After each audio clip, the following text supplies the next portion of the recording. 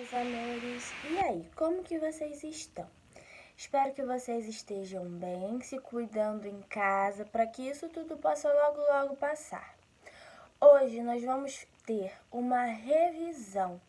Que revisão, tia Lara? Uma revisão para a nossa provinha.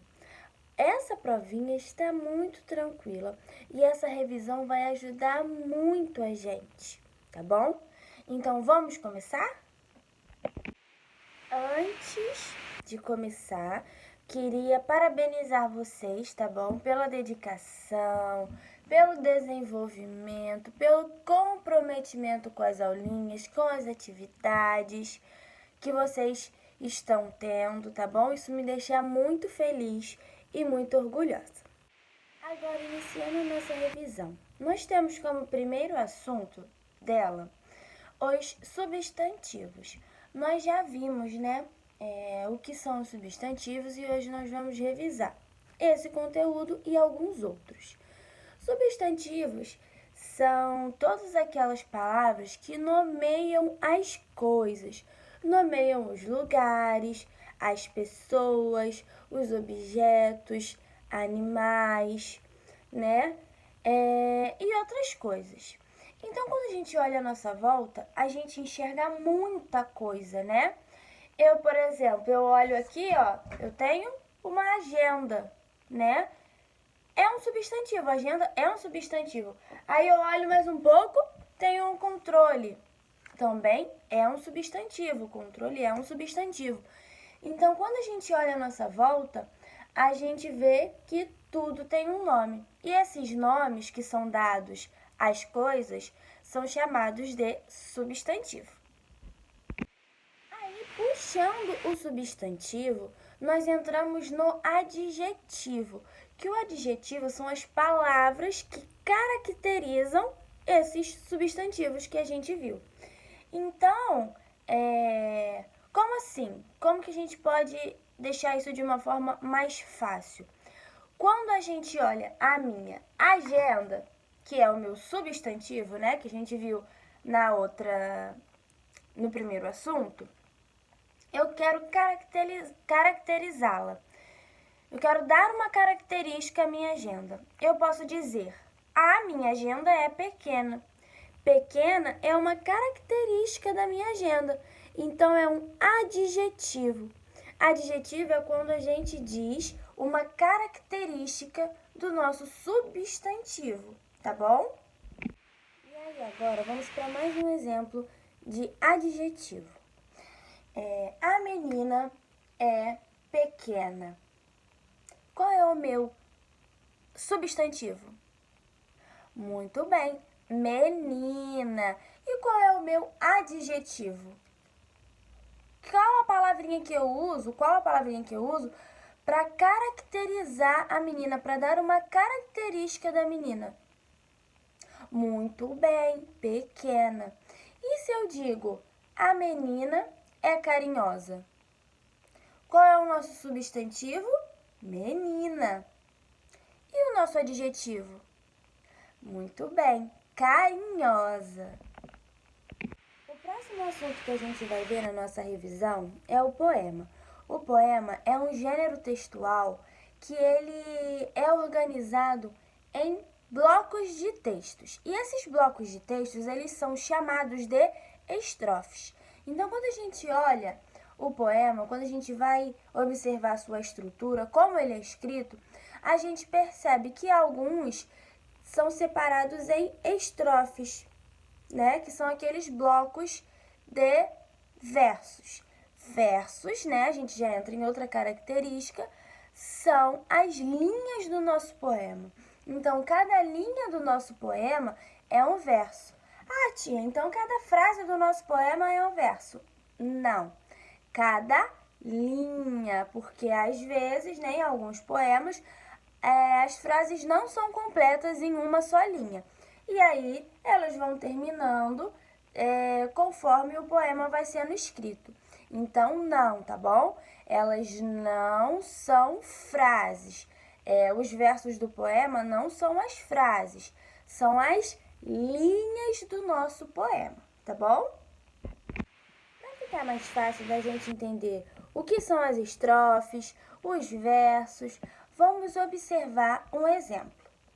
Vamos observar aqui esse exemplo de poema, que é o que nós vamos encontrar na nossa revisão. O nosso título é Beija-Flor. E agora vamos lá. Sabendo que os versos são as linhas do nosso poema, vamos observar. Olha, Deus só inventa coisa boa. Fez beija-flor, que é a flor que voa. Então, observando aqui, nós podemos já reparar, já notar que encontramos linhas. Vamos contar juntos para ver quantas linhas esse poema aqui possui. Quantos versos, né? 1, 2, 3, 4, 5, 6. Então, nós temos 6 versos. E quantas estrofes? As estrofes, elas são separadas uma da outra por um espaço maior. Porque como a gente pode observar aqui, de um verso para o outro, a gente não tem um espaço grande, né? Aqui, não tem um espaço grande. Já quando vai mudar a estrofe, a gente tem um espaço bem maior, olha só o tamanho desse espaço aqui, né? Que a gente pode observar. E aí fica fácil da gente contar quantas estrofes a gente tem aqui nesse poema. Então vamos lá. 1, 2. Quantas estrofes? 2 estrofes. Agora, o próximo tema que a gente encontra na nossa revisão, que a gente vai encontrar, né? É o texto expositivo.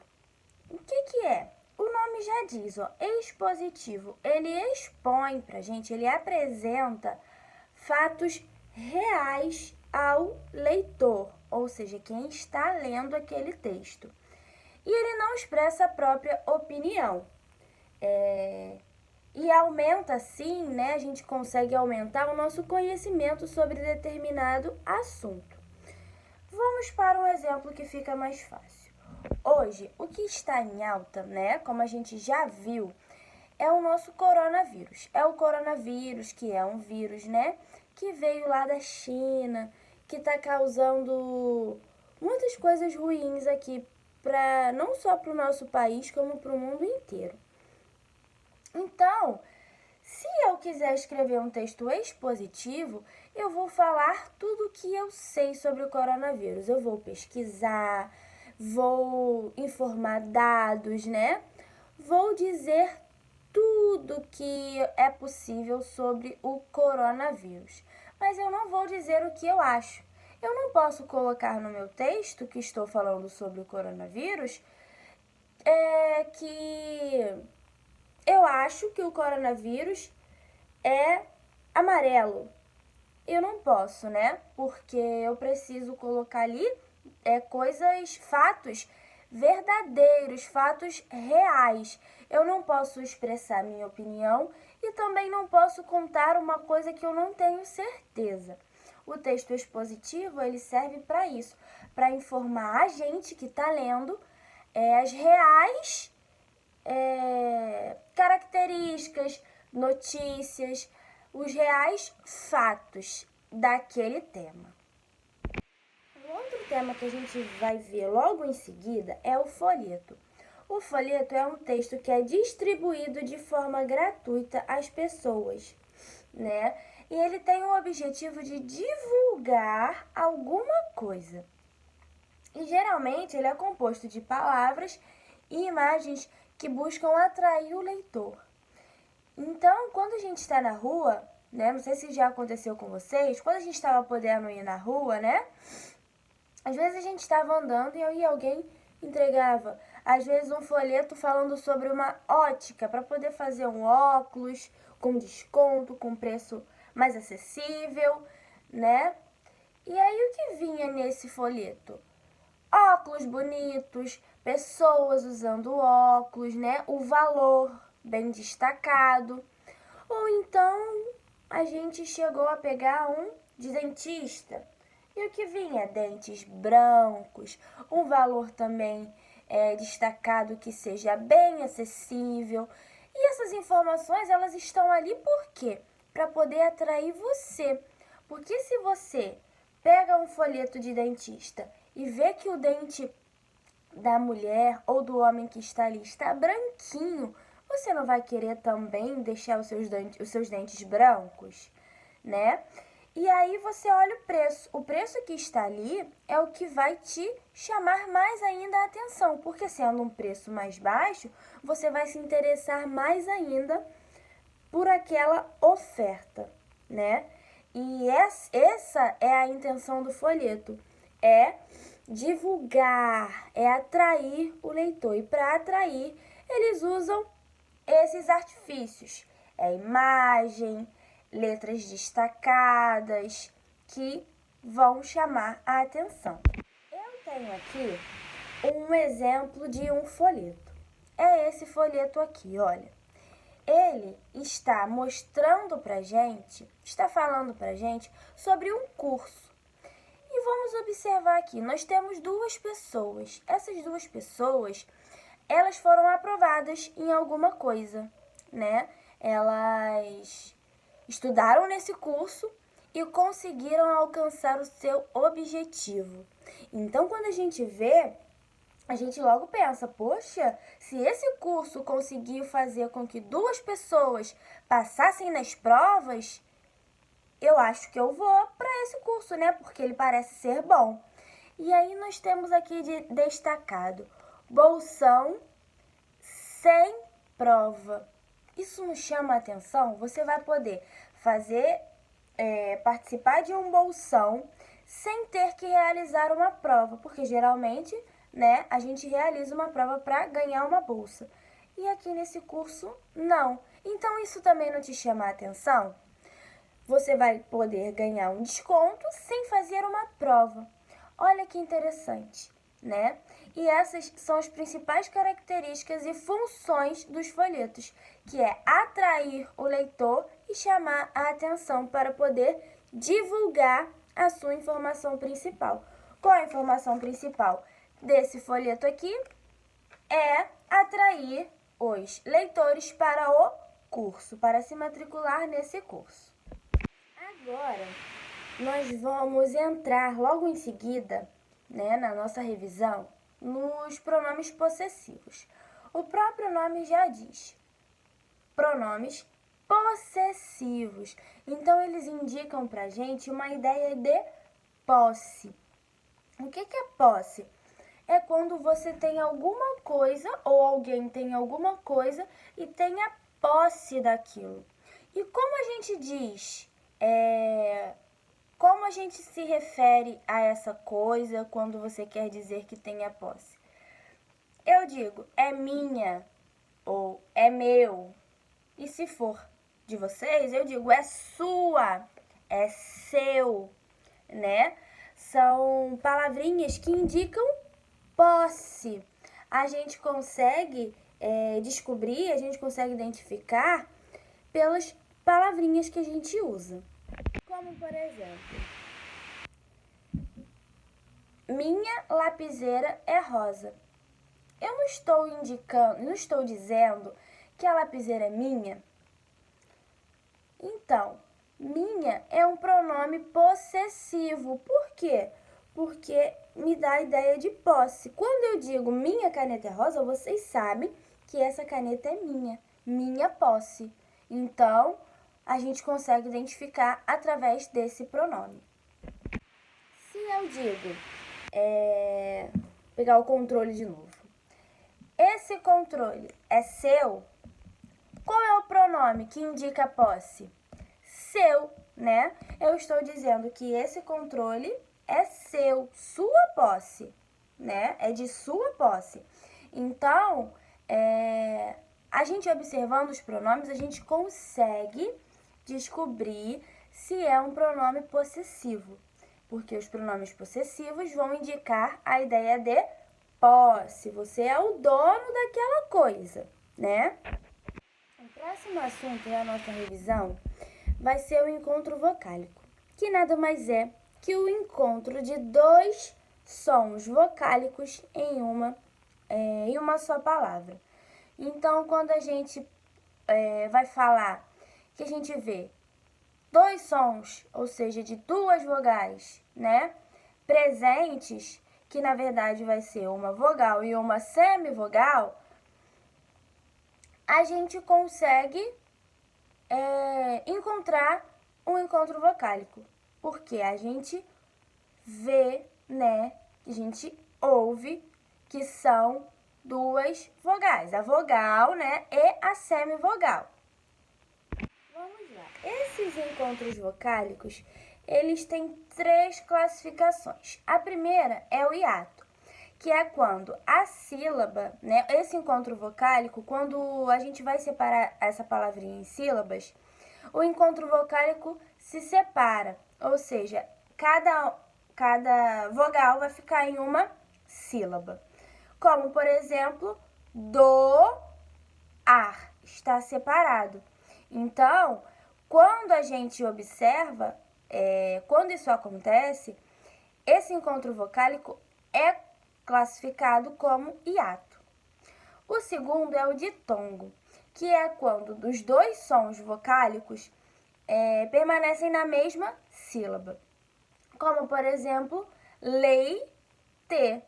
O E com I, que é o nosso encontro vocálico, ele permanece na mesma sílaba. E o tritongo, que é quando o encontro de 3 sons vocálicos, que é o encontro de 3 sons vocálicos na mesma sílaba. Então, vamos lá. Saguão. O U com A e O, eles formam o nosso encontro vocálico e eles permaneceram na mesma sílaba. Então, é classificada essa palavrinha, né, esse encontro, é classificado como tritongo. O próximo assunto é a concordância nominal, que as palavras que acompanham os substantivos, ou seja, os artigos, os adjetivos, os pronomes e números, eles concordam com o número, plural e singular, e o gênero, masculino e feminino, né? E esse tipo de concordância é chamado concordância nominal. A gente concorda os nomes, ou seja, os nomes dos substantivos, né? Os substantivos que nós vimos, que é os nomes dados às coisas. Então, a gente concorda esses substantivos com o artigo, com o número, com os adjetivos, porque se o substantivo está no plural, a gente precisa colocar o seu adjetivo no plural, o seu artigo no plural, para poder a nossa frase fazer um sentido.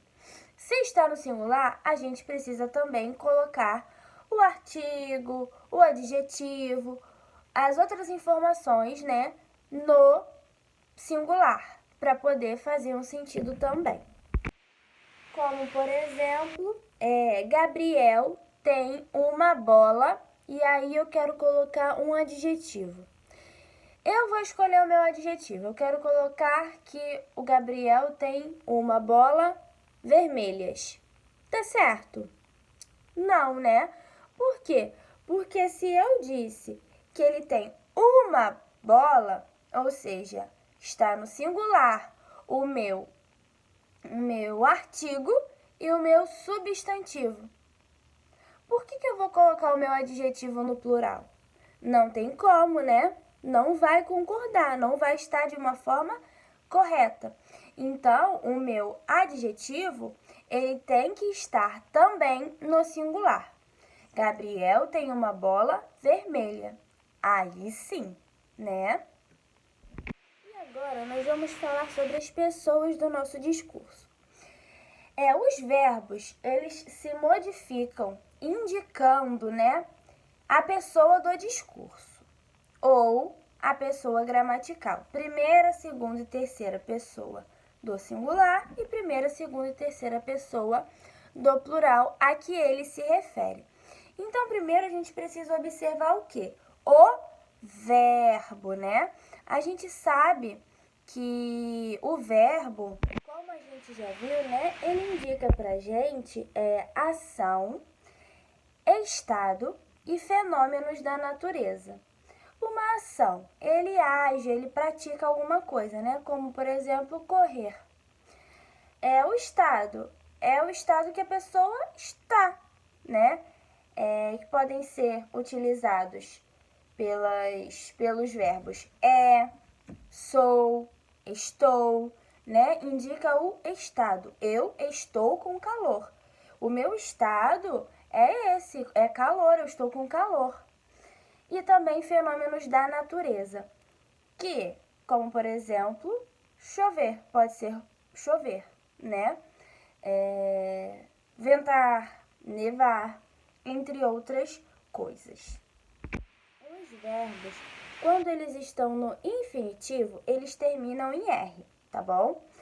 E outra coisa que a gente precisa saber, que eles variam, foi o que a gente viu ali, né, no concordância nominal, e a gente também vai ver aqui, que ele varia de acordo com o tempo, né, presente, passado ou futuro, com a pessoa do nosso discurso, que foi o que a gente acabou de ler aqui, né? Primeira, segunda e terceira pessoa do plural e primeira, segunda e terceira pessoa do singular.